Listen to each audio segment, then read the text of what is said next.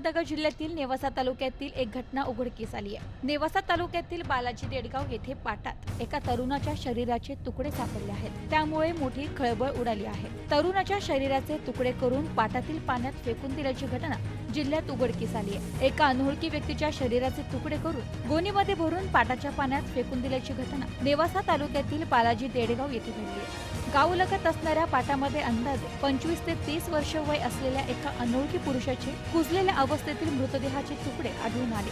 त्यामुळे देडगाव परिसरात नागरिकांमध्ये भीतीचे वातावरण पसरले आहे।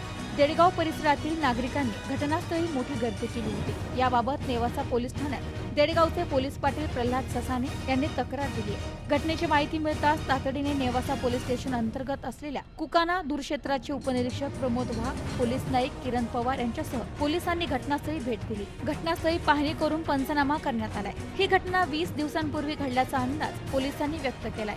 मृतदेहाच्या मिळालेल्या तुकड्यांची तपासणी नेवासा फाटा येथील ग्रामीण रुग्णालयात करण्यात आली आहे। या मृतदेहाचे पाय, मुंडके, मांडी असे शरीराचे अवयव सापडले आहेत। Bureau report, news today 24, Nevasa, Ahmednagar.